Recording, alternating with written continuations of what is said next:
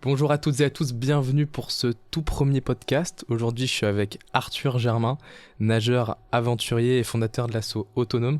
Comment ça va, Arthur? Eh ben ça va très bien, écoute, la forme.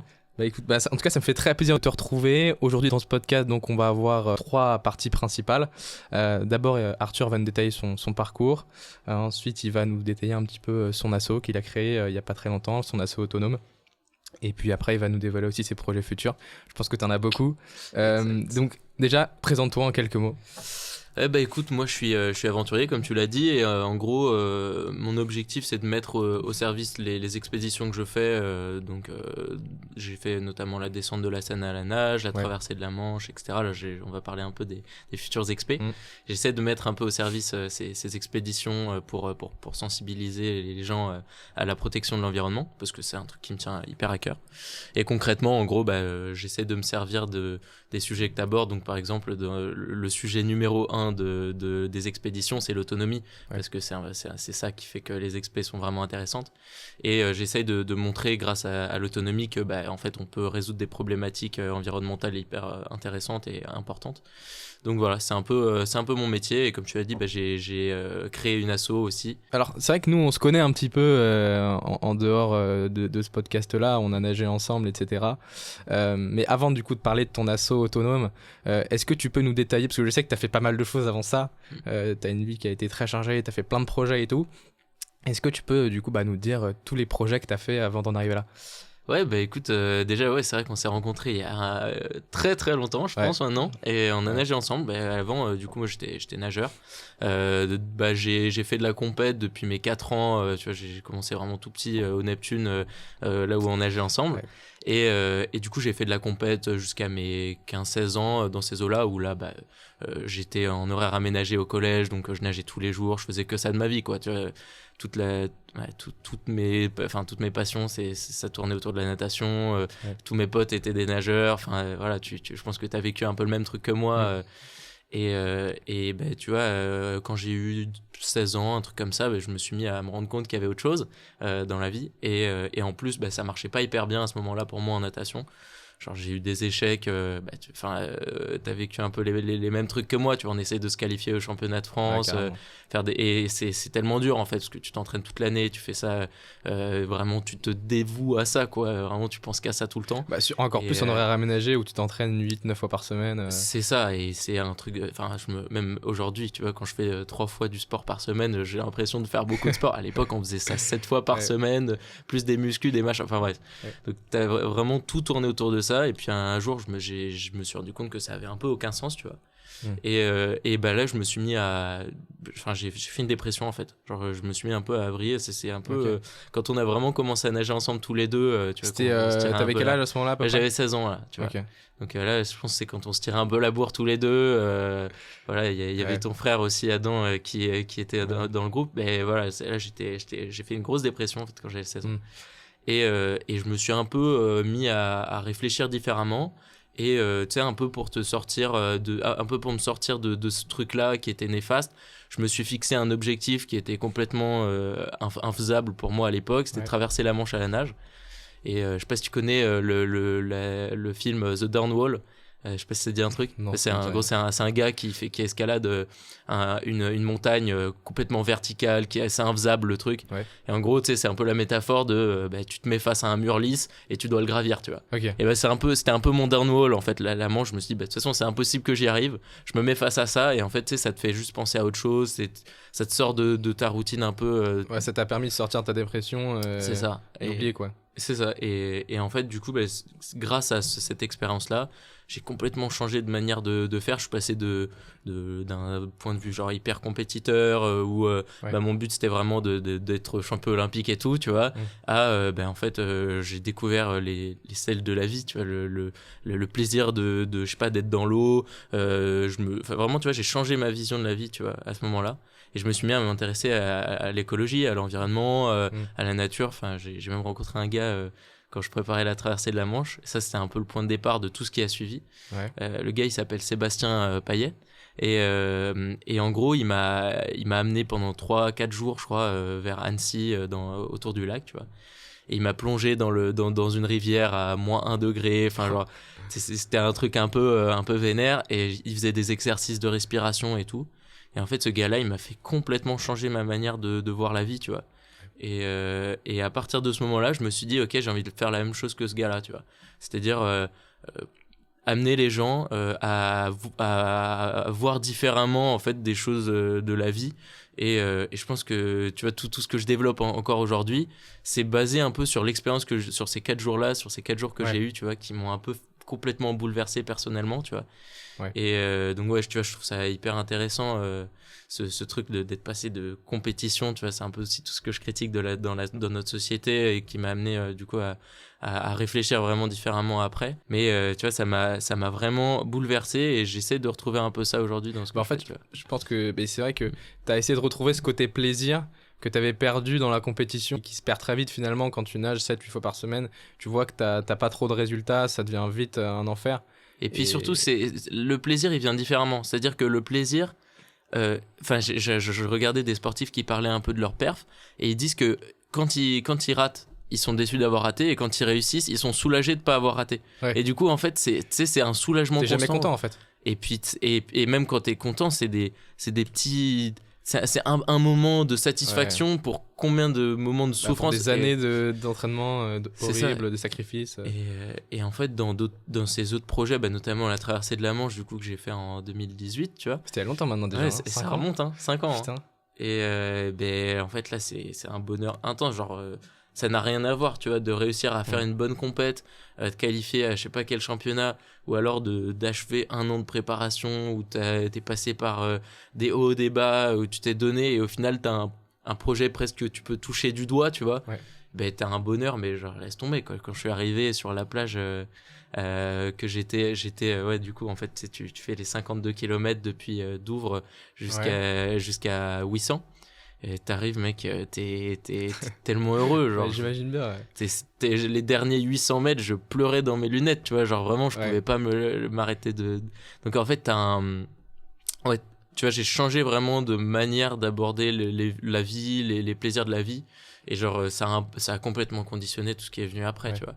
Mais parce qu'il faut le rappeler quand même, t'es le plus jeune nageur à avoir traversé la Manche. Hein. Et ça, c'est complètement dingue quand même. Ouais, complètement. Ouais.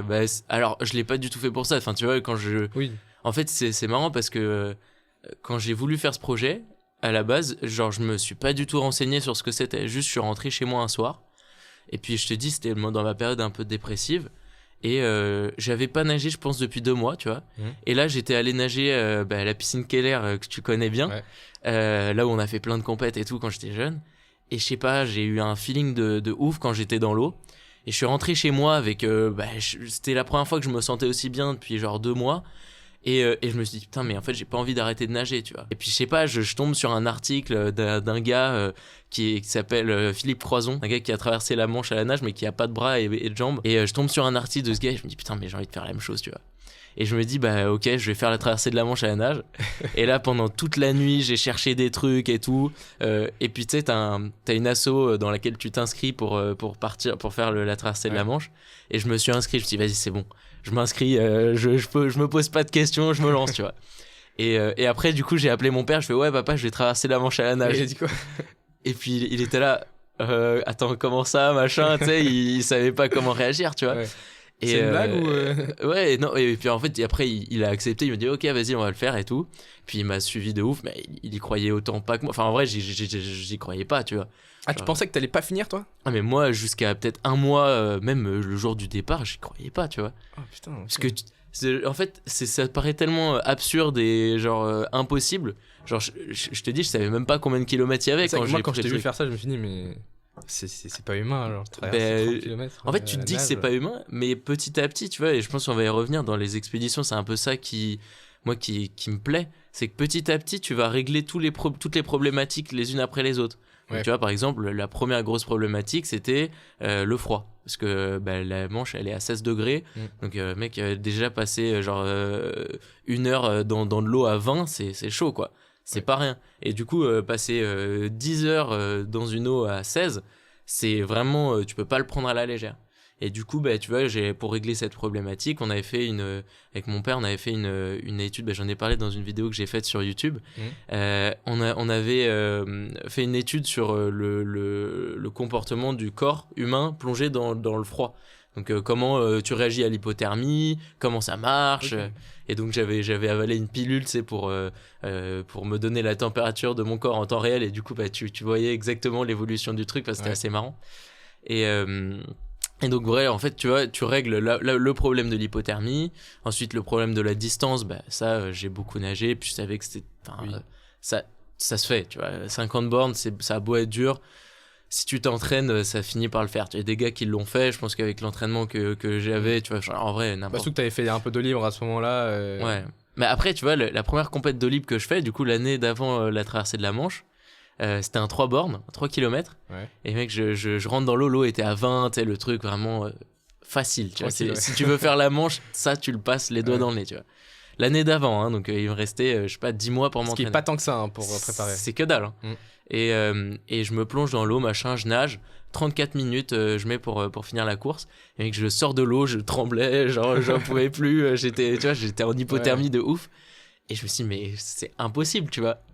Et en fait, tu vois, tu t'entraînes, comme je te dis, tu prends les problèmes les uns après les autres et tu règles les trucs que tu peux faire et au final. Mais ça qui m'impressionne aussi chez toi, c'est que tu as une force mentale qui est incroyable. C'est-à-dire qu'une fois que tu t'es fixé un objectif, et ça c'est vraiment fort, c'est-à-dire que tu vas tout faire pour y arriver. Et quand tu es dedans, en fait, tu n'abandonnes pas. Et ça, c'est beau. Et on peut parler aussi après, on parlera aussi de traverser de la Seine. Là, c'est beaucoup plus élevé en termes de kilométrage. Ouais. Et à chaque fois, je me dis, mais comment il fait, quoi ? C'est pas possible, nager autant par jour, quoi. Tu disais, je crois, 10 km par jour. Pour la Seine, du coup, le projet, il était beaucoup plus important parce que tu vois, la Manche, là, c'est un truc très intense où c'était la première fois que je faisais ça. Tu sais même, en fait, tu plonges dans l'inconnu, tu sais pas de quoi t'es capable, tu vois. Pour la Seine, c'était différent parce que là, tu vois, j'avais fait des championnats de France de 25 bornes en eau libre. Je savais que j'étais capable d'aligner des grosses distances en natation. Et en fait, j'ai un peu plus construit le projet parce que du coup, pour qu'on résume un peu, la Seine à la nage, c'était l'idée de faire du coup 800 bornes, donc 784 km plus ou moins depuis la source de la Seine, donc près de Dijon. Donc ensuite, tu descends, tu nages dans la Seine. Au début, t'as pas de flotte, donc tu marches, voilà. Et l'idée, c'était d'arriver au Havre. Donc voilà, en autonomie complète, c'est-à-dire que pendant 50 jours, pas de ravitaillement. Donc je pars avec toute ma bouffe, de matériel de camping, mon eau, je me démerde pour en trouver sur le chemin. Donc, du coup, l'idée, c'était de le faire en 50 jours, donc 800 bornes en 50 jours. Ça fait 15 bornes par jour. Et en fait, je devais être d'autant plus précis parce que tu peux me dire ouais mais si t'avais mis 70 jours en soi on s'en fout. Non, parce qu'il y a le problème de la nourriture qui était limité. Parce que toi t'avais pris de la nourriture pour 50 jours pile et pas 55 ou 60. Dis-toi que j'avais un kayak et que le kayak je ne pouvais pas mettre un stylo de plus. Genre il était rempli, il pesait 120 kilos déjà, donc t'imagines traîner un kayak de 120 kilos. 15 km par jour avec 120 kilos en plus. Voilà, derrière. Et puis surtout le plus dur en vrai, le kayak quand c'est sur l'eau ça glisse. Mais le plus dur c'est que sur la source de la Seine, en fait, tu tires ton kayak sur la terre. Donc j'avais des roues et t'imagines 120 c'est une petite voiture quoi. C'est tu vois les petites voitures sans permis, c'est ça quoi. Tu pousses 120 kilos. Et du coup en plus j'étais sur des chemins de terre et tout. Les premiers jours je faisais 4-5 km par jour en marchant 13 heures. Donc t'avances pas tu vois. Et en plein cagnard le truc. Bref, et du coup en fait c'était beaucoup plus une expédition que la traversée de la Manche à la nage, tu vois. Ouais, je vois ce que tu veux dire. Et par exemple, au début, t'as énormément de branchages. T'as par exemple la Seine, elle est tellement petite en fait que tous les arbres, ils envahissent la Seine. T'as presque l'impression qu'ils sont en train de la manger, quoi. Ouais. Et c'est marrant parce que c'est hyper sauvage. T'as personne qui vient dans ces zones-là, en fait. Et c'est un des départements en plus où il y a le moins de monde en France. Donc t'es paumé de chez paumé, tu vois. Et si t'arrives à un truc, si t'as un problème, t'es mort. Ouais, en fait, on s'en rend pas compte, mais t'as quand même des endroits où, si t'as un problème, t'as personne qui vient te chercher, quoi. Ou alors au bout de 3 heures, mais t'es déjà mort. C'est ça. Dis-toi que j'avançais à la machette. J'avais une machette, et à ce moment-là, je marchais parce que l'eau était pas encore assez profonde pour que je nage vraiment. Ouais. Et je coupais les arbres à la machette pour avancer, quoi. Oh, bordel. Et donc, je te dis, c'était vraiment une expédition. Et par exemple, tu as une maladie des frênes, des arbres, l'arbre le frêne, qui est donc tout au bord des fleuves et des rivières. On peut voir ça vraiment, c'est assez impressionnant. On dit que dans 10 ans, il restera un arbre sur 1000. Et en fait, les frênes, ils tombent dans l'eau. Ce qui fait que tu avais des espèces de barrières, de barrages naturels devant la Seine. Et genre, imagine-toi que j'étais obligé donc il y a du courant, hein. J'étais obligé de sortir mon kayak sur les troncs d'arbres. Parfois, j'étais obligé de sortir ma scie pour passer, pour trouver un petit chemin et tout.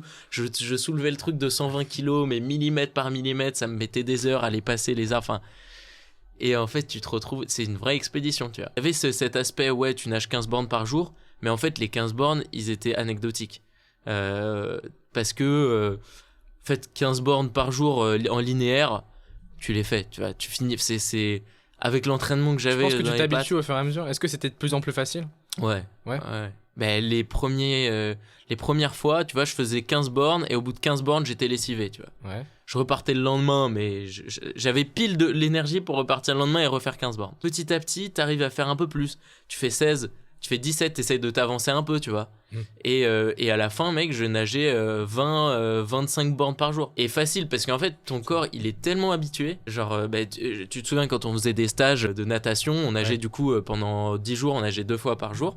Ouais, on devait faire plus de 10 km par jour. C'est ça, plus de 10 bornes. Et à la fin, les 10 bornes, ils passent tranquilles, tu vois. Ouais, c'est vrai. Donc, en fait, le corps s'habitue de ouf à cet effort-là. Et puis, c'est un effort qui est hyper doux. Donc, en fait, à la fin, c'était comme de la marche à pied. T'es pas à fond, quoi. T'es pas là à tourner les bras. T'es tranquille, je vois. Mais du coup, pour résumer, alors, t'arrives à 16 ans, dépression. Ouais. Tu te dis, bon, je vais me lancer un nouveau défi. Je vais traverser la Manche. Tu traverses la Manche. Le plus jeune nageur à traverser la Manche, encore une fois, il faut le rappeler. Et après, tu te lances un autre défi, la Seine. Ouais. Comment tu te prépares pour des trucs comme ça ? Parce que c'est des efforts qui sont tellement énormes. Et je me dis, comment tu fais pour préparer des choses tellement éprouvantes, quoi ? La Seine, c'était en fait le truc de la Seine, c'est que la préparation, elle était complètement différente de la Manche. La Manche, c'était vraiment physique. C'est-à-dire que je préparais mon corps à l'effort. Pendant 1 an, je me plongeais dans des bains froids, des bains glacés. J'allais au lycée, je me souviens, j'allais en lycée en hiver en short et t-shirt.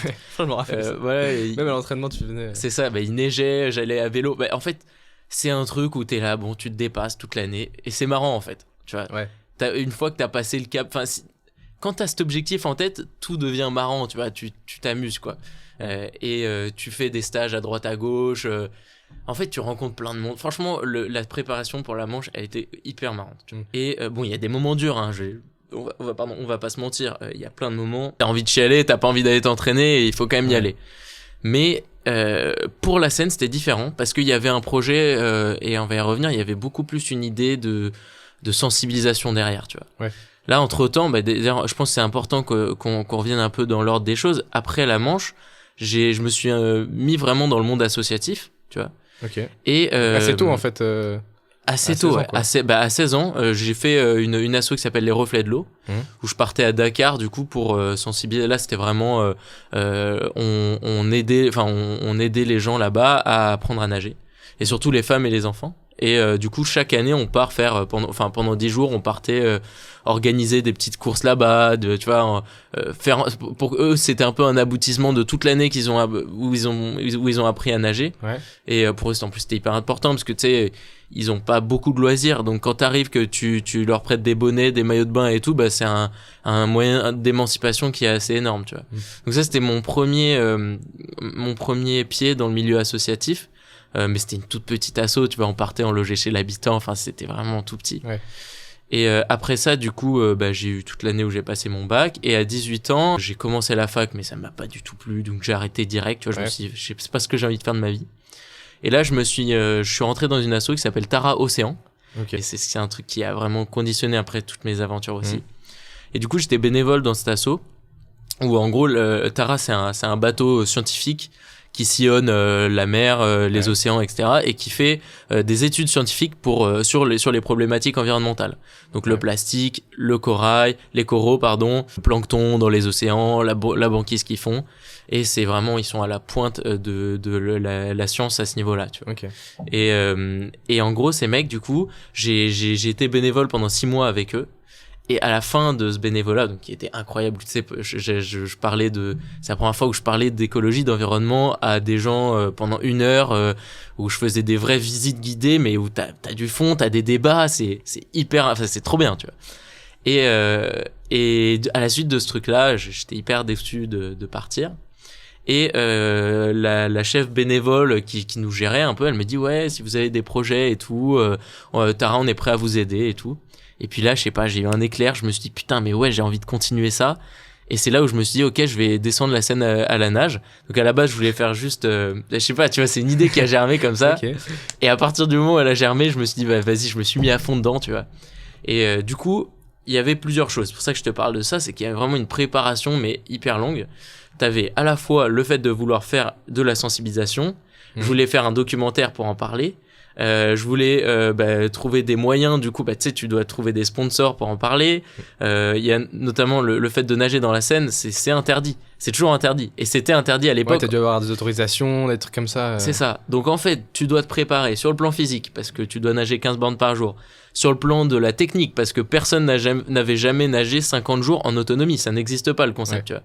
Donc je me suis inspiré un peu de des concepts des mecs qui vont en Antarctique avec des luges et ils trimballent leurs luges derrière eux, il y a tout leur matos. Ben je me suis dit OK, pourquoi pas le faire en natation, tu vois.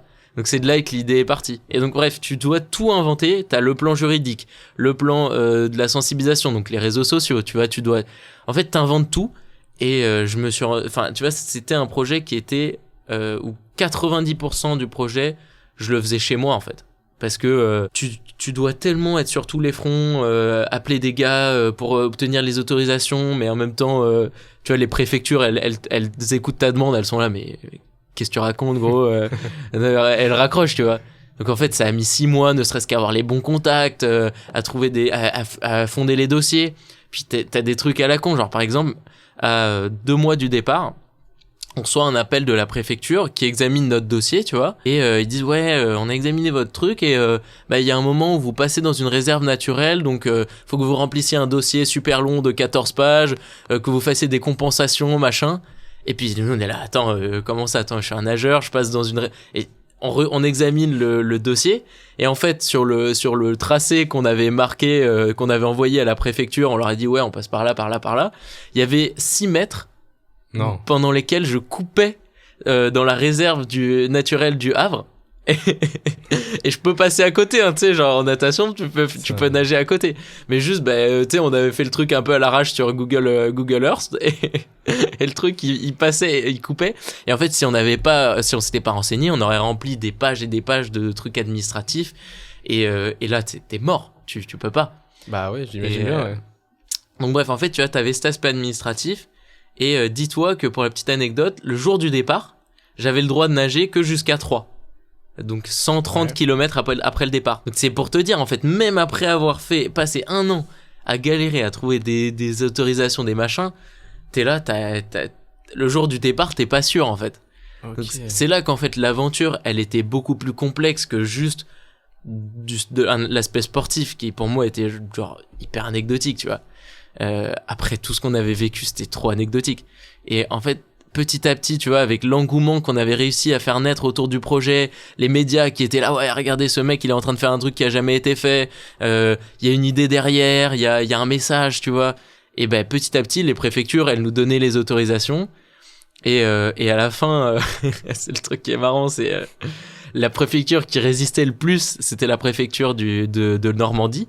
Okay. Et je débarque peut-être 3 jours avant d'arriver en Normandie et les mecs ils nous appellent, ils disent bon ok, on vous donne les autorisations et genre ils sont hyper sévères, c'est qu'ils sortent, ils amènent des gendarmes pour sortir les gens de l'eau dans ces endroits-là.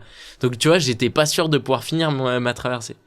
Et donc tu vois, je sais pas, 30e jour de l'aventure, on reçoit un appel, on reçoit un appel et les mecs il nous envoie donc tous les trucs qu'on doit respecter pour que l'arrêté qui me laisse nager marche. Et genre limite les mecs ils me demandaient de nager avec un scaphandre. Tu vois, genre... Et du coup, on reçoit la liste du tuba que je devais mettre, les bouchons d'oreilles, les bouchons pour les trous de nez, pour les machins. Enfin bref, le truc, ça n'a aucun sens. Tu vois, tu vois autant que moi que... C'est débile. C'est ça. Et puis, quand tu nages avec un tuba, tu bois encore plus la tasse que quand tu nages sans tuba. Enfin, tu sais, c'est que des trucs à la con. Et les mecs, tous les jours, t'avais un bateau de la gendarmerie qui venait me voir, qui venait vérifier si j'avais bien mes bouchons d'oreilles, mes bouchons de trous de nez, mon tuba, mon machin. J'avais rien de tout ça, évidemment. Je l'avais pas pris sur moi. Au départ, tu prends pas des bouchons pour les trous de nez. Bah, c'est ça. Et tu te retrouves dans ces situations de non-sens là, et ça en devenait presque comique, tu vois. Mais bon, donc, en vrai, c'était une aventure qui était vraiment incroyable pour tout ça, parce qu'on a réussi à faire naître un vrai projet, tu vois. Et pareil, ça a conditionné un peu tout ce que je veux faire aujourd'hui. Donc ouais, bah c'était trop cool comme expé. Ouais. Donc tu finis ton projet autour de la scène et à quel moment tu te dis je vais créer mon asso, je vais faire mes propres trucs? Ben en gros en fait l'idée est partie du fait que bah tu vois, avec mes différentes expériences associatives, parce que du coup j'ai eu les Reflets de l'eau, ensuite j'ai eu Tara, ensuite j'ai eu la fondation Coup de Planète qui est la fondation d'Yann Arthus Bertrand, tu vois. Je me suis dit au bout d'un moment, ok, j'ai envie de faire j'ai envie de servir mon propre discours, tout simplement parce que j'étais pas hyper satisfait. Je trouve que la manière dont on parle d'écologie, en fait, elle est pas intéressante. Aujourd'hui, je pense qu'on passe à côté d'un truc, tu vois. Et je me suis dit, tu vois, je suis parti du postulat, je me suis dit, mais attends, ok, on essaye de faire changer toute une société, parce que genre le sujet de l'écologie, c'est un truc mais hyper vaste, tu vois. Et ça touche à absolument tous les niveaux de nos modes de vie. Ça touche à nos passions, ça touche à notre manière de travailler, à notre manière, même, genre, je sais pas, nos traditions, de notre manière de manger. Et comment est-ce que tu veux que tout ça change si tu donnes pas envie aux gens d'être acteurs de ce changement, tu vois? Si tu fais en sorte que les gens ils subissent uniquement tous ces trucs-là, on va jamais y arriver. Ça demande un niveau de restriction que je trouve même pas acceptable, tu vois. Et du coup, je me suis dit, ok, comment est-ce que je peux donner envie aux gens de me suivre dans mon délire? Et là, je me suis dit, mais en fait, les expéditions, je vois que ça plaît de ouf aux gens. Les gens, ils sont passionnés par ça. Ils se disent, putain, mais j'ai envie de faire la même chose, tu vois. Et je me suis dit, ok, comment est-ce que je peux amener les gens, du coup, à réfléchir à leur manière de consommer, leur manière de vivre, en regardant mes expéditions. Et là, je me suis dit, bah, ok, il faut que je crée une asso, faut que je transmette tout ce que j'apprends, par des moyens, soit aux réseaux sociaux, soit des stages où j'apprends tout ça, etc. Tout ce que je connais. Et je me suis dit, bah vas-y, ok, je me lance, je crée mon asso et on verra exactement comment ça se présente concrètement, mais je veux pouvoir transmettre des choses, tu vois. Et du coup, bref, j'ai créé une asso qui s'appelle Autonome, où l'idée c'était de parler d'autonomie, parce que pour moi l'autonomie, en fait, c'est la partie des expéditions qui peut se retrouver, qui a le plus de points communs avec ce que vivent les gens dans la vie de tous les jours. C'est-à-dire que quand je pars dans une expé, moi, je dois faire gaffe à mon eau, je dois faire gaffe à la quantité d'électricité que j'utilise, je dois faire gaffe à tout ce que tu empruntes à la nature, etc. Ouais. Tu dois le calculer, tu dois être... c'est même pas du calcul, en fait, c'est que plus t'as de choses sur toi, plus c'est galère de bouger. Donc en fait, tu prends le moins de choses possible et tu prends en fait que ce qui est nécessaire pour toi, tu vois. Et du coup, je me suis dit, ok, bah en fait, c'est hyper intéressant parce que moi, quand je reviens de mes expés, je fais gaffe à mon eau, j'utilise presque pas d'eau, tu vois. Je sais pas si t'as des ordres de grandeur, mais quelqu'un de lambda, il utilise à peu près 110 litres d'eau par jour. Quelqu'un de lambda, c'est énorme, en comptant la bouffe qu'il utilise, la vaisselle, se doucher, ce machin. Moi, dans la Seine, mec, j'utilisais 6 litres d'eau par jour. Pour boire, quoi. Pour boire. Et pour boire, je me faisais à bouffer, et je me faisais ma toilette avec le reste, tu vois. 6 litres d'eau, et encore, c'était les jours où j'utilisais beaucoup de flotte, parce qu'il y a des jours où tu utilises moins. Et je faisais du sport, tu vois. Donc en fait, je me suis dit, et c'était pas du tout une contrainte, en fait. C'était juste normal. Et je me suis dit, ok, si j'arrive à amener les gens dans mon délire, ça va au moins leur faire réfléchir à leur conso, tu vois. combien ils consomment d'eau. Et en fait, ce truc, je te parle de flotte, mais je me nourrissais avec uniquement ce dont j'avais besoin. Il y a tout un truc autour, c'est ça. Pas que l'eau, quoi. C'est ça, pas que l'eau, t'as aussi la cueillette. Tu vois, je cueillais que ce dont j'avais besoin, j'empruntais pas, j'empruntais à la nature uniquement ce qu'elle me donnait, et du coup ça c'est hyper intéressant parce que tu te rends compte que tu peux très vite arriver à consommer presque plus rien. T'es pas obligé d'aller dans des supermarchés. En fait, toutes les solutions, elles existent autour de nous, tu vois. Il y avait la question de l'eau, de l'énergie aussi, parce que tu vois, je tournais un documentaire et je le tournais juste à l'aide de mes batteries que je chargeais avec des panneaux solaires. Donc pareil, tu fais hyper gaffe, tu vas pas passer ta journée à regarder les réseaux sociaux. Tu changes aussi tes loisirs.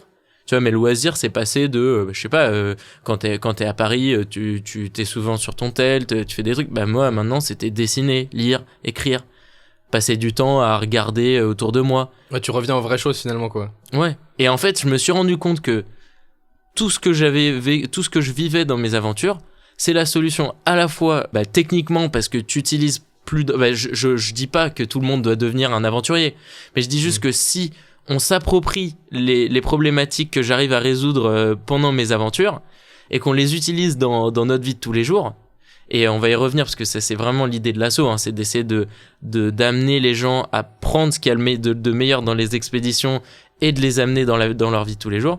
Et si t'arrives à faire ça, en fait, tu peux aussi résoudre le problème principal qui est comment est-ce qu'on donne envie aux gens. Ouais. Parce que en fait, c'est tellement cool. C'est tellement un truc qui te rend heureux de faire ça.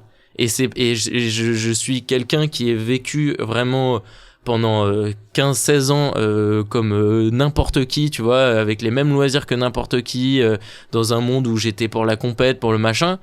Et en fait, je me dis, on a tellement à gagner à vivre comme ça, à vivre plus lentement, à s'émerveiller des trucs qu'on a autour de nous, à avoir plus de temps, à travailler moins, on va peut-être gagner moins de thunes, mais en fait on a besoin de moins de thunes, tu vois, genre quand je vivais pendant mes expés, pendant 2 mois j'ai dépensé 0 thunes, parce que je me servais de ce qu'il y avait autour de moi.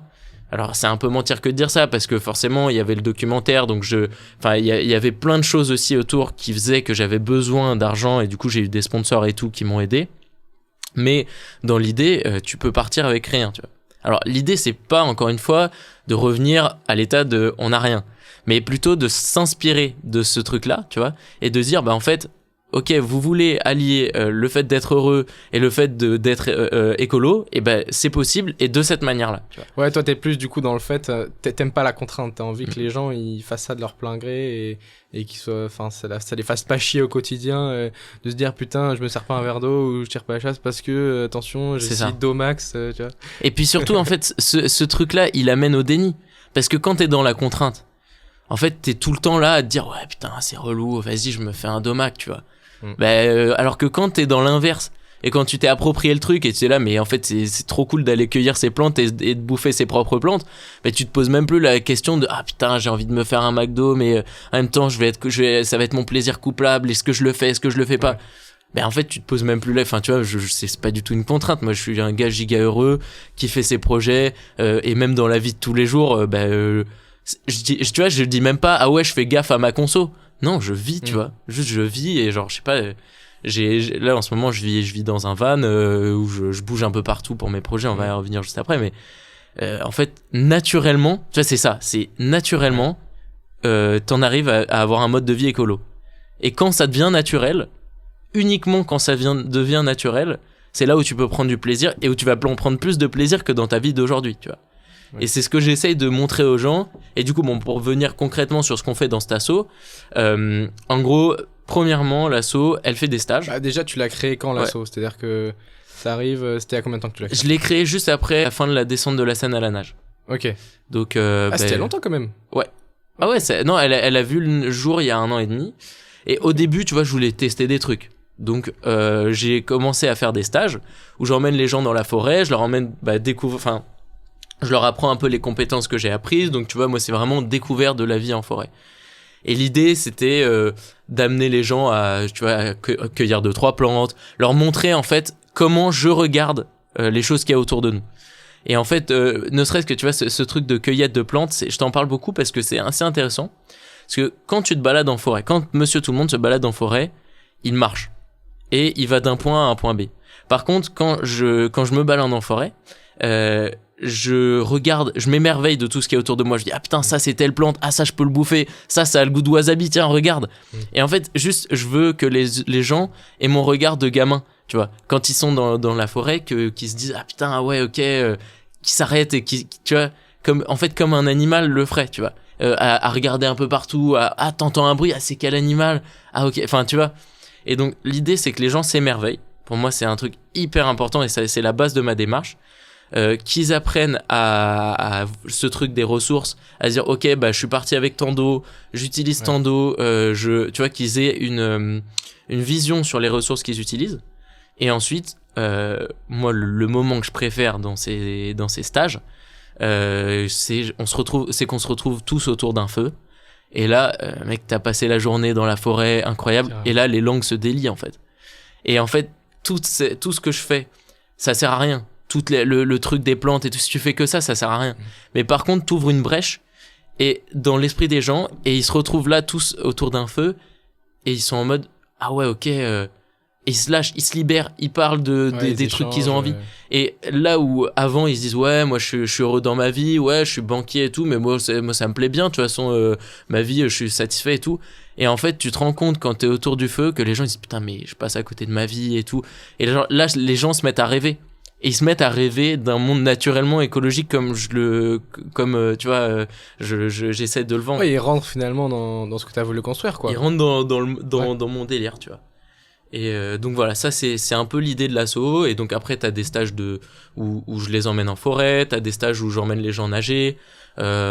J'essaye, tu vois, en gros de transmettre mes compétences, tu vois, pour l'instant. À terme, en fait, on va être plusieurs à être guide dans cet asso. Et où les gens, là je suis en train de monter ça en ce moment là, mais justement je voulais y revenir. C'est vrai que donc à la base est-ce que tu l'as créé tout seul ton asso, ou alors t'avais déjà des gens, parce que je sais qu'aujourd'hui il y a pas mal de gens qui t'accompagnent et tout dans les projets que tu lances. Est-ce que tu l'as lancé tout seul ou t'étais déjà accompagné au début?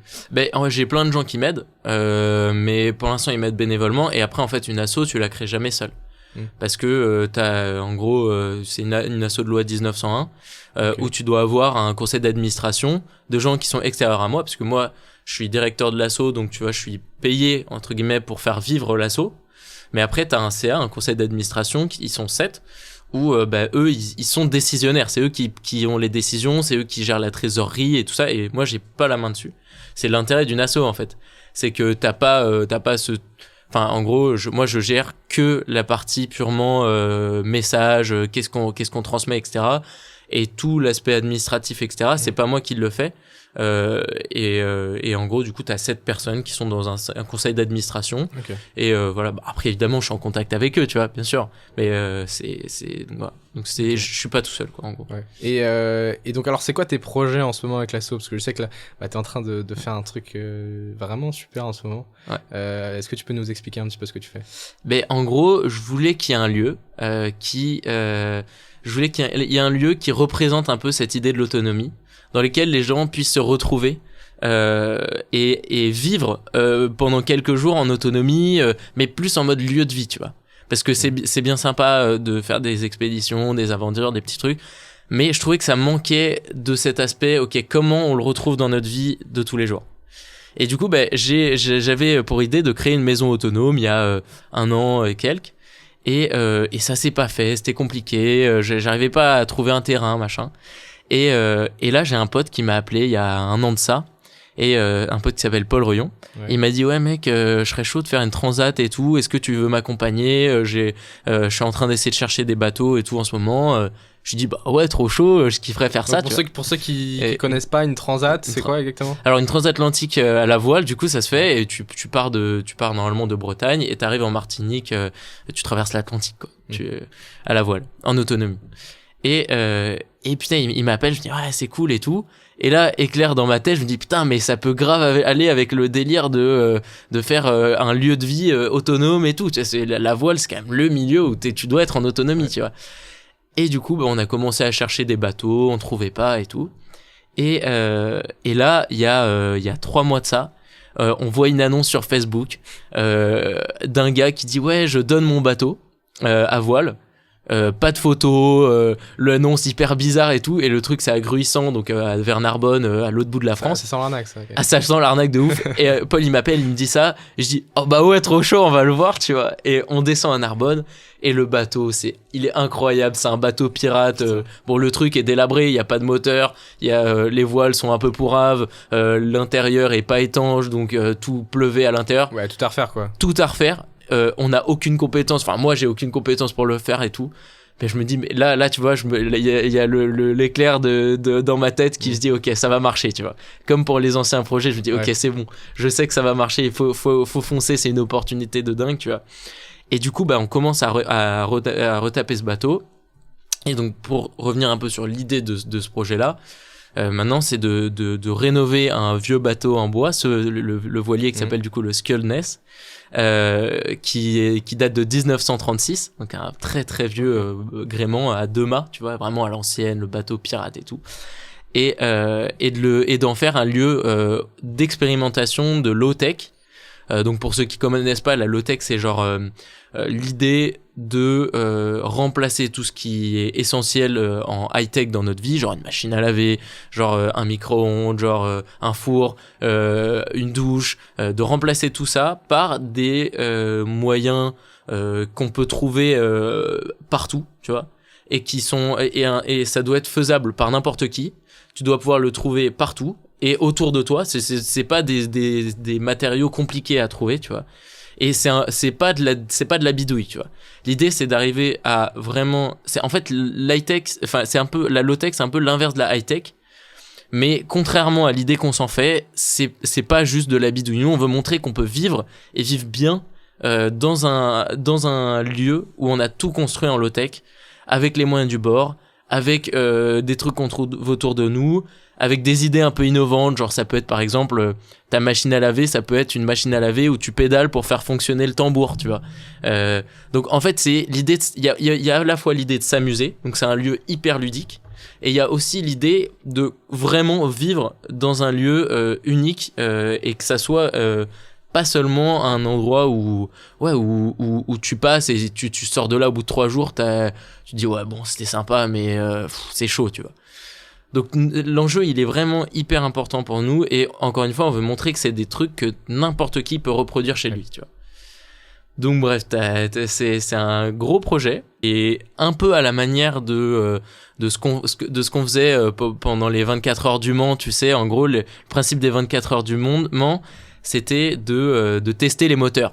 T'as une bagnole, tu veux montrer que ton moteur il est, enfin tu vois, je sais pas, t'es Ferrari, tu veux montrer que ton moteur il peut marcher, et bah tu vas dans les 24 heures du Mans, et si tu finis les 24 heures du Mans, les gens ils sont là, ok d'accord, c'est un truc qui tient, bon tu vois, dans l'aspect marketing ça marchait bien.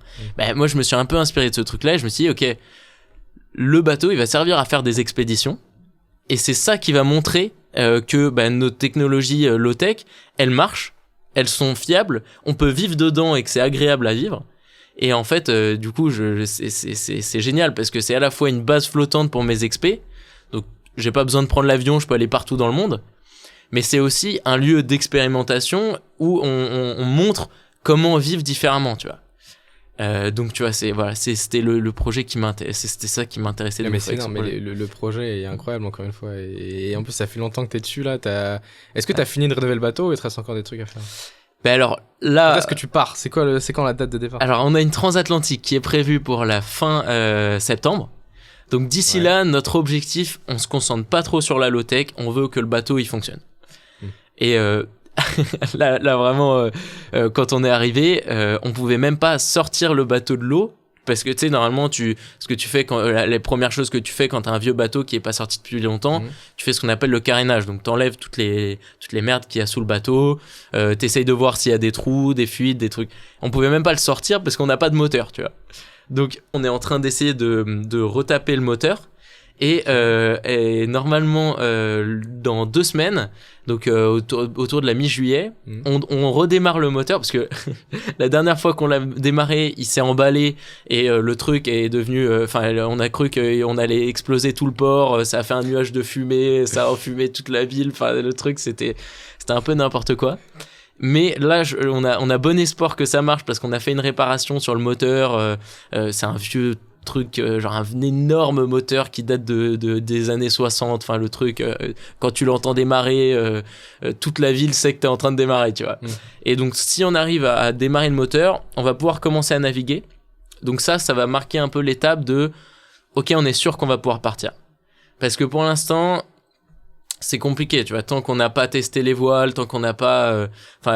c'est compliqué de se projeter, mais après, on a bien avancé. Donc, par exemple, on a refait l'étanchéité du bateau. Donc, avant, quand il pleuvait à l'intérieur du bateau, tu vois. Donc, c'était pas protégé du tout, quoi. Tu peux pas dormir dedans, t'as une vague qui passe, enfin, c'est la merde, tu vois. Donc là, maintenant, le bateau, il est clean, on a refait tous les joints, tu sais, pour pas qu'il y ait d'eau et tout. On a refait aussi toute la voilure, on est allé la nettoyer, enfin tu vois, ça demande pas mal de taf.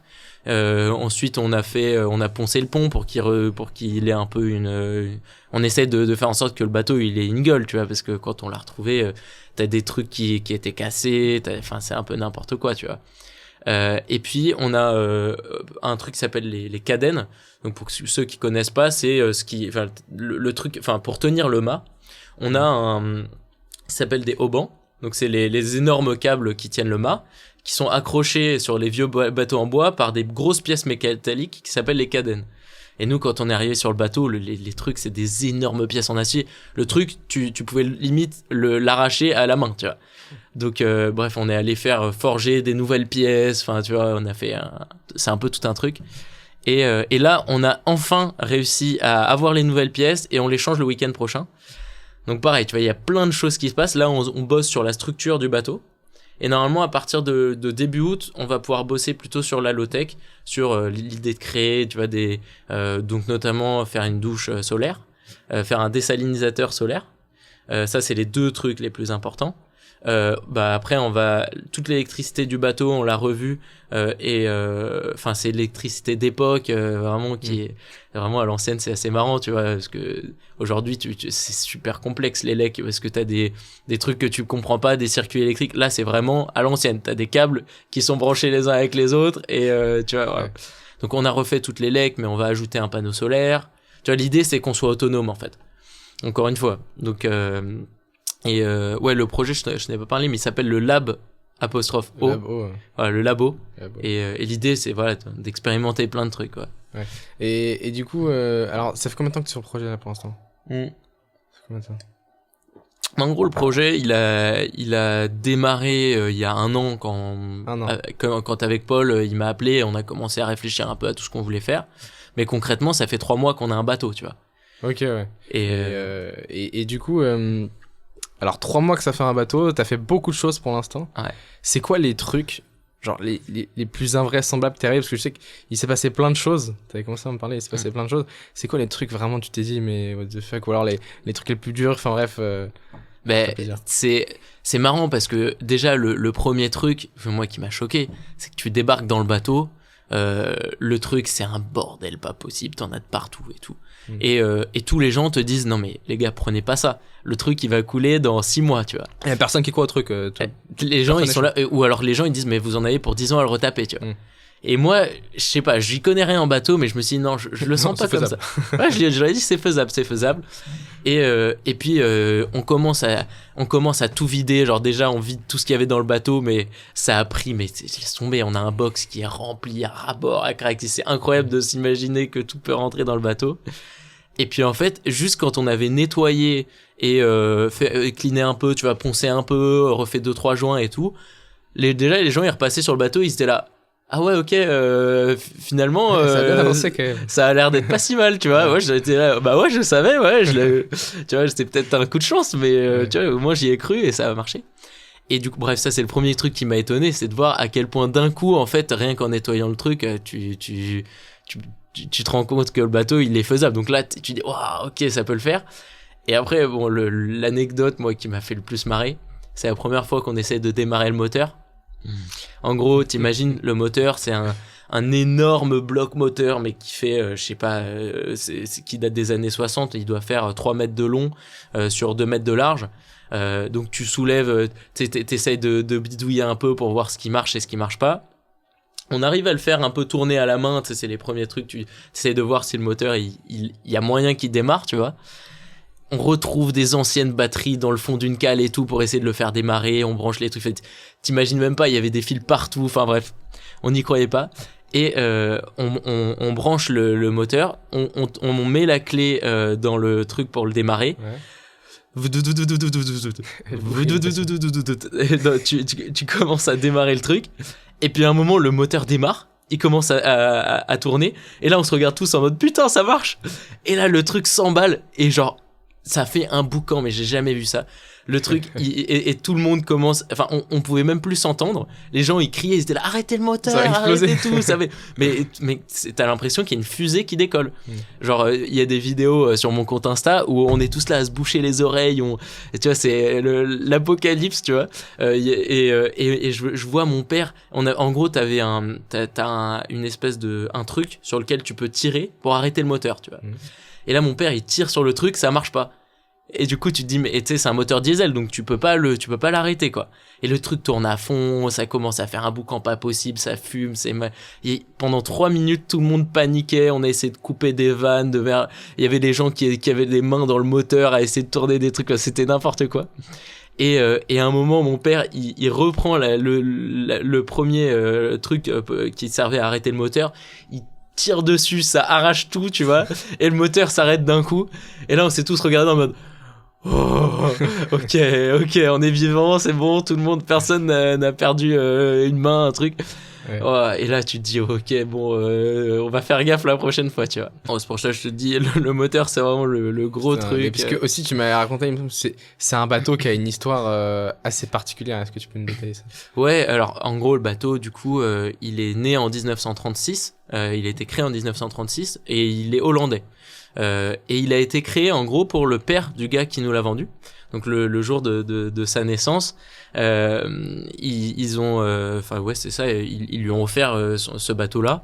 Et en gros du coup c'était un peu toute sa vie à ce mec-là, qui est mort l'année dernière du coup. C'est pour ça que son fils il nous l'a légué. Et tu vois il y a une vraie, enfin il y a un truc émotionnel avec ce bateau. Mais il y a eu une période pendant laquelle ce bateau a été cédé à une entreprise qui s'appelle Siemens.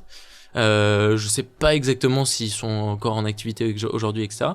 Mais en gros, ils bossaient dans tout ce qui est des sondes, etc. Pendant la guerre froide. Donc, ils créaient un peu tout le matos qu'on utilise aujourd'hui, radar, etc. Et eux, c'était spécialisé dans des bateaux. Et du coup, ils faisaient plein d'expérimentations sur le bateau. Donc, tu sais, déjà, t'as des instruments à bord. Tu sais pas à quoi ça sert, tu vois. T'es là, ok, bizarre, tu vois, des trucs. Je pense que ça n'existe nulle part ailleurs.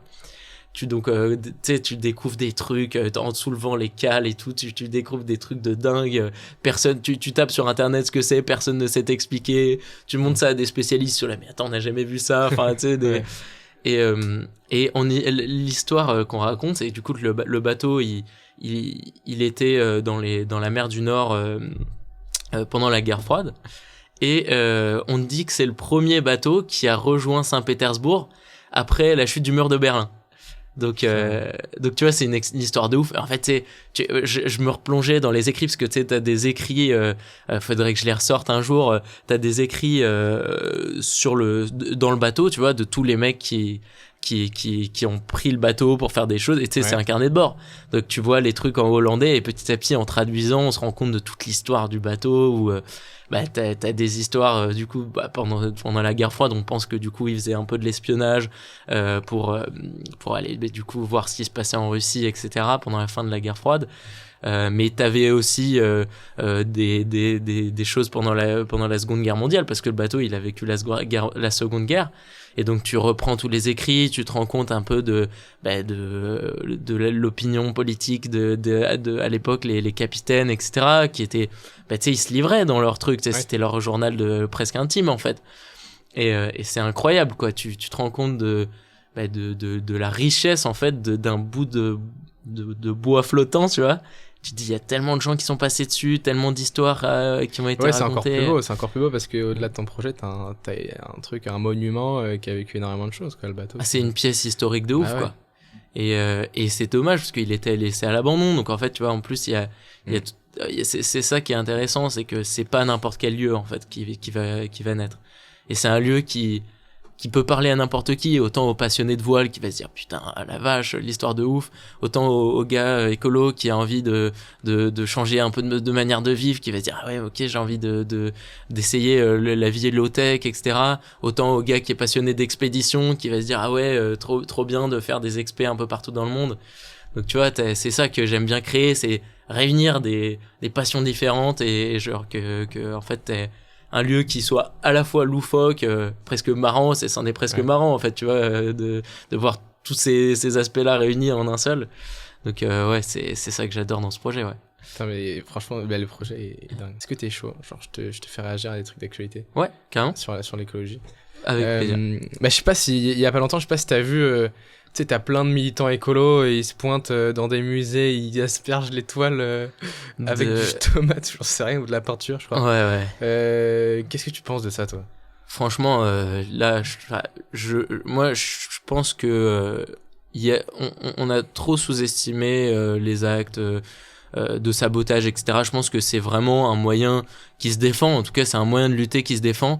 Mais alors là, aller dans des musées, faire ça, enfin, pour moi, ça n'a aucun sens. Tu vois. Pour moi, les actes, s'il doit y avoir des actes de dégradation, de sabotage, etc. Je dis pas que je les accepte, etc. Mais je pense que si on doit y réfléchir, c'est sur des trucs ciblés, tu vois, qui ont du sens. Genre, je te prends l'exemple, par exemple, récemment, là, il y a eu la construction d'un tunnel Lyon-Turin. Je sais pas si t'en as entendu parler. Ce tunnel, il a des raisons discutables d'exister déjà, et puis c'est une catastrophe au niveau de l'hydrologie du terrain, parce qu'on dit qu'il y a à peu près entre 60 et 125 millions de litres, c'est de litres ou de mètres cubes d'eau, je crois que c'est de mètres cubes d'eau par an qui vont disparaître, et que c'est en gros la conso de Lyon qui va disparaître chaque année. Et tu vois, ça je pense que c'est un truc sur lequel il faut qu'on réfléchisse, tu vois. On peut pas juste se lancer dans des projets n'importe comment, tête baissée. Et on peut aujourd'hui le débat il est pas ouvert, tu vois. Et on est en train de créer un chantier immense qui va voir le jour dans 10 piges en disant que ah bah oui ça va réduire le trafic de camions, etc. Mais en fait tu vois ce genre de truc où il y a vraiment un non-sens. Là, moi, je pense que les actes de sabotage, ils se réfléchissent. Mais par contre, si c'est juste pour faire chier des gens dans un musée, casser le patrimoine enfin, genre, c'est une richesse de ouf. Après, tu vois, leurs arguments, c'est en gros, on n'en parle pas assez de l'écologie, donc on va faire des trucs chocs, on va asperger des toiles pour qu'on aborde les sujets, quoi. Mais ouais, bon, mais on n'en parle pas bien, du coup. Bah oui. Parce que moi, je suis d'accord, on n'en parle pas assez.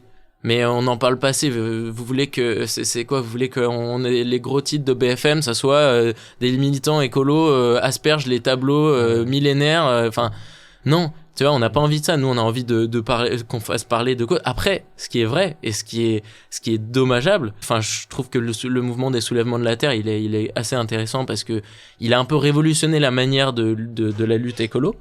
C'est qu'avant, on partait du principe que la lutte écolo, elle était soit pacifiste, soit elle passait par des actions comme ça.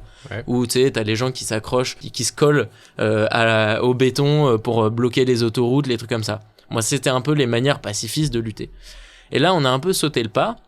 Et les soulèvements de la terre, ils sont passés du coup à des actes un peu plus violents de sabotage, etc. Par exemple, à Sainte-Soline, je sais pas si t'as suivi un peu ce que c'était. Donc c'était en gros, il y a des projets de méga bassines qui encore une fois sont une catastrophe pour l'hydrologie des terrains. Et ça c'est reconnu scientifiquement. T'as vraiment une reconnaissance scientifique. Bref, t'as des bassines d'eau qui sont créées en ce moment et qui sont très discutables. Et t'as eu des affrontements entre la police et des manifestants où il y a eu énormément de blessés des deux côtés. Il y a eu un gars je sais pas s'il est toujours dans le coma ou quoi, mais bref, c'est très très violent.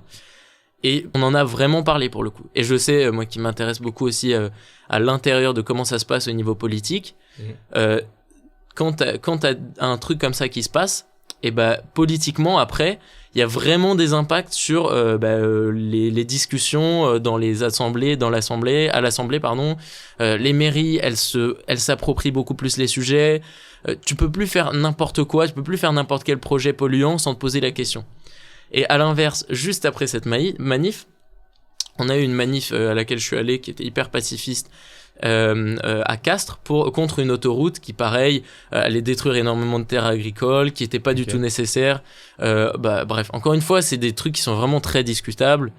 Je te passe un peu les détails parce que ça me prendrait des heures de pouvoir t'en parler, mais il y a des vidéos hyper intéressantes à chaque fois qui expliquent pourquoi ces projets sont un peu pourraves. Et le problème, c'est que c'était pacifiste. On était 10 000 à manifester dans des champs et personne n'en a entendu parler. En tout cas, très peu de gens.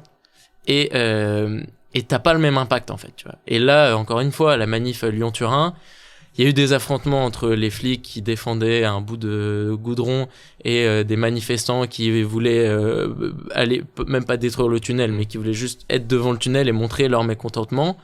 La manif a été interdite, il y a eu des affrontements, et on en a parlé de ouf, en fait, de ce tunnel. Donc, tu vois, t'as toujours ce truc, et là, pour le coup, on en a parlé de manière intéressante. Et on en a parlé avec il y a eu des arguments qui ont été posés, et je sais qu'aujourd'hui, le tunnel, la construction de ce tunnel, elle est vraiment remise en question, tu vois, là où elle l'était pas avant. Et tu penses que les médias, c'est quoi leur intérêt, en fait, de pas en parler? Parce que c'est vrai que, en soi, si on écoute tout le monde dans les infos, tout le monde est écolo. Tu vois, t'auras jamais un gars qui va te dire non, moi je m'en fous, l'écologie n'a rien à foutre. Mais parce que l'écologie, en fait, t'as plusieurs courants. C'est ça le truc, c'est quoi leur intérêt de pas en parler? Mais pour moi, dire je suis écolo aujourd'hui, ça veut plus rien dire. Enfin, moi, j'emploie même pas ce terme. Je me considère pas comme étant écolo. Parce que tout le monde a accepté qu'il y a un problème. Ok, on est tous d'accord. Maintenant, l'écologie, ça se pratique de plusieurs manières. T'as des gens qui vont s'intéresser uniquement au CO2, à la décarbonation. T'as des gens qui vont t'as des gens qui vont aller plus loin et qui vont s'intéresser à la biodiversité. T'as des gens comme moi qui vont dire, ok, mais le CO2, ça suffit pas. En fait, il y a énormément de problématiques. Du coup, on s'intéresse plutôt au mode de vie. Et du coup, t'as des gens qui vont en parler plutôt sous l'idée de la contrainte. T'en as qui vont dire, ouais, en fait, moi, je pense que la technologie peut tout régler. T'en as qui vont dire moi je suis pour la décroissance. En fait t'as une multitude, t'as autant de gens qui sont écolos que d'avis politiques, tu vois. Donc c'est pour ça que les médias ils en parlent d'écologie, mais ils en parlent pas de la bonne manière.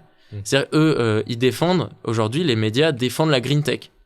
Et en gros la green tech c'est l'idée que c'est le Casper Holmgren je crois qu'il s'appelle, qui a inventé cette théorie.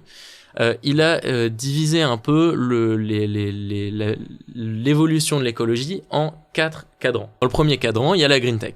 Donc c'est l'idée que on n'aura pas trop de catastrophes naturelles, on va réussir à limiter les catastrophes naturelles grâce à la technologie, parce que la technologie va réussir à prendre le pas sur les problèmes écologiques. Donc c'est par exemple, si les abeilles disparaissent, on les remplace par des drones. Si on n'a plus de carburant, demain on trouve un nouveau carburant. C'est par exemple l'hydrogène. Voilà, l'hydrogène par exemple va remplacer le pétrole, et qui va remplacer, qui a été remplacé par l'électricité. Bref, tu vois, c'est l'idée que la technologie aura toujours un coup d'avance sur les problématiques environnementales. Après, il y a un deuxième cas qui est un peu plus complexe, et c'est celui dont on se trouve un peu pour l'instant entre ces deux cas, tu vois. Et c'est le cas de la brown tech. Donc là, c'est de dire, ok, on a des catastrophes écologiques qui commencent à arriver. On a toujours assez de ressources pour vivre comme on le fait aujourd'hui, tu vois, avec des bagnoles, plein de systèmes électriques un peu partout.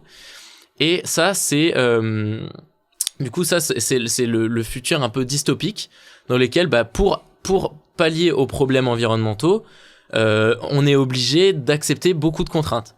Je te donne un exemple, mais par exemple, le Covid, il y en a beaucoup qui pensent que, c'est même pas il y en a beaucoup, mais le Covid est lié à la mondialisation, qui est lié, et du coup, bref, en gros, notre mode de vie amène à des énormes problématiques, des guerres pour les ressources, des guerres pour, tout simplement, si t'as un réchauffement climatique énorme, tous les habitants qui sont dans des zones trop sèches ou trop humides, ils vont devoir migrer. Ce qu'on voit apparemment, je sais pas si t'as vu, t'as des centaines de millions de personnes qui vont migrer d'Afrique vers l'Europe. Exactement. Mais en fait, tout ça, c'est l'idée de la brown tech. c'est on va avoir des énormes contraintes et ça va être difficile de vivre, mais on va continuer à vivre avec l'idée de la tech, de tout ce qu'on fait aujourd'hui. Et après, t'as 2 autres futurs, et là, c'est là où c'est intéressant. T'as le futur où c'est les ressources, nos ressources s'amoindrissent, et en même temps, on a des catastrophes écologiques, et là, ça part un peu en cacahuète, et le gars, il a appelé ça le lifeboat scénario, donc c'est un peu le scénario. C'est la fin du monde. Moi, j'y crois pas, ce scénario. Tu vois, je pense que ça arrivera jamais comme ça, et c'est un peu un truc auquel on a un peu tous envie de ça. Au fond de nous, on est là, ah ouais, ça serait marrant. Tu sais, tous les gens, pas c'est marrant, mais les gens, ils voient un peu ça comme le salut, tu vois. Ils sont là à se dire, de toutes les façons, au pire, tout va péter. On va tous mourir, c'est pas grave. Mais c'est pas on va tous mourir, c'est tout va péter d'un coup, et les choses, et on passe par une phase de chaos, et après, il y a des choses qui vont se reconstruire. Voilà. Et Holmgren, il a développé un truc qui est encore plus intéressant, c'est de dire, donc là, pour l'instant, on avait les cadrans où on n'a ni un appauvrissement en ressources, enfin on n'arrive pas au bout des ressources et on n'a pas trop de catastrophes écologiques. Donc ça, c'est la green tech. On a des catastrophes écologiques, mais on n'arrive pas au bout des ressources, la brown tech. On a des catastrophes écologiques et en même temps, on a un épuisement des ressources, le lifeboat scénario. Et le dernier scénario, c'est on arrive à avoir un épuisement des ressources avant d'avoir trop de problématiques environnementales. Et là, Holmgren, il a dit, bah ça, c'est la permaculture. Et c'est la low-tech. Et c'est l'idée qu'on réinvente la vie. On réinvente le monde, on réinvente nos loisirs. Et en fait, on n'a pas le choix de le faire. Parce qu'on n'a plus de flotte. Quand t'as plus de flotte, bah, tu peux plus faire fonctionner tes centrales nucléaires. Dans 10 ans, il n'y en aura plus. Voilà. Exactement. C'était dans 10 ans, c'était pas il y a 20 ans. Ah oui, je sais c'est pas maintenant qu'il y en a plus. Et et donc, bref, du coup, quand t'as plus de flotte, tu dois tout réinventer. Quand t'as plus de pétrole, tu dois tout réinventer. En fait, c'est l'idée que le salut, il va venir de l'épuisement des ressources et de la capacité de l'humain à se réadapter. Et c'est là où moi, je trouve ça hyper intéressant ce qui se passe dans l'actualité. C'est que, par exemple, tu as en parlé des soulèvements de la Terre. C'est pas seulement des manifs où on est énervé, on casse des choses, etc. Il y a une bonne ambiance, c'est pas... Ouais. Et non, et c'est des festivals, enfin c'est des espèces de mini-festivals où pendant 3 jours, on vit selon ces préceptes-là. Ok. Je te donne un exemple à la con, mais il y a des cantines, une cantine où tout le monde fait la bouffe. Par exemple, tu payes à prix libre. Et tu te fais toi-même ta monnaie. C'est-à-dire, t'as un bocal dans lequel toi-même tu dis ok, moi j'ai envie de donner 10 balles pour mon plat. Je fais ma monnaie et les gens te font confiance. Okay. En fait, tu réinventes un peu tous les codes d'une nouvelle société dans ces espaces de lutte. Et c'est ça que je trouve hyper intéressant, c'est qu'au fond, moi je crois pas que les luttes elles vont changer le monde parce que le problème est tellement complexe. Je pense que la lutte frontale, elle changera rien. Mais par contre, le fait d'avoir inventé ces nouvelles manières de vivre, le jour où on a besoin de vivre différemment, c'est là. Et on n'a qu'à se servir. Parce qu'il y a des gars qui ont déjà pensé ça, tu vois. Et c'est là que moi, la low-tech, pour moi, elle a une importance. C'est là que ce que j'essaye de faire en montrant aux gens que c'est possible et que c'est désirable et qu'on va être heureux, en fait, en vivant comme ça. Le jour où les gens ils se disent, putain, c'est trop chiant, j'en ai marre de pas avoir de flotte, vas-y, j'essaye ça. Ils ont un moyen de le faire. Ça existe, tu vois. Ouais, je vois ce que tu veux dire. Et dernière actu, après, on va conclure le podcast, mais... je sais pas si t'as vu aussi il y a pas longtemps là dans l'actu, il disait je sais plus qui est-ce qui a dit ça, mais il fallait, il me semble que c'est Elisabeth Borne, un truc comme ça. Ouais. Elle disait faut pas prendre l'avion plus de 4 fois dans sa vie, un truc comme ça. Ouais. Qu'est-ce que tu penses de ça toi? Enfin, c'est quand même, je trouve ça quand même débile, mais moi je pense que de toutes les façons, en fait, ça sert à rien encore une fois de raisonner par des petites actions comme ça. Pour moi c'est encore une fois prendre le problème, c'est un problème qui est hyper global et on va prendre une petite branche et on va dire on va essayer de résoudre cette branche. Pour moi il tape le problème sur les gens qui vont avoir forcément les moyens, tu vois, c'est ça le problème aussi. Après pour moi il faut arrêter de prendre l'avion. Pour moi c'est un truc qui est important. Non, il faut limiter, mais après de là limiter à 4 fois par an, tu vois, ça dépend parce que t'as vraiment, ne serait-ce que genre en fait l'avion c'est un truc qui émet énormément. Ouais, 4 fois dans la vie. Mais pour moi, c'est totalement possible de réinventer. Tu vois, moi, je suis plutôt de l'avis de réinventer le voyage. Pourquoi t'as besoin de prendre l'avion? Pour aller dans ton voyage d'affaires?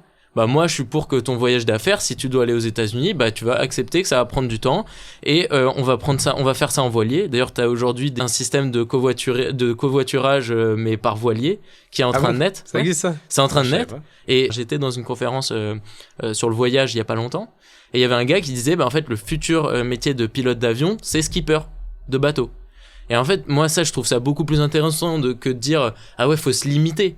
Non, on s'en fout de se limiter. Oui, il faut pas prendre l'avion parce que l'avion c'est de la merde. Mais pour l'instant, c'est que ça marche comme ça et les gens n'arrêteront pas de le faire tant qu'on n'aura pas d'autres moyens. Moi, je suis de l'avis de dire bah ok, moi je vais vous montrer les moyens de le faire. Ça va être beaucoup mieux comme ça. Les gens ils vont beaucoup plus kiffer et ne serait-ce par exemple le voyage. Ok, tu veux partir, je sais pas, en vacances parce que t'as besoin de partir, etc. Bah pour moi, faut accepter que ton voyage, ça va pas être ok, je voyage du point A au point B et je visite le point B. Pour moi, le voyage, c'est je pars du point A, je vais au point B, et le voyage, c'est le cheminement qui est entre les deux, tu vois. Comme j'ai pu le faire, par exemple, pendant la Seine. Je suis parti des sources de la Seine, je suis arrivé au Havre. Bah, tout l'intérêt de mon projet, c'était pas d'arriver au Havre. On s'en fout. Si je m'étais arrivé à Rouen, ça aurait rien changé.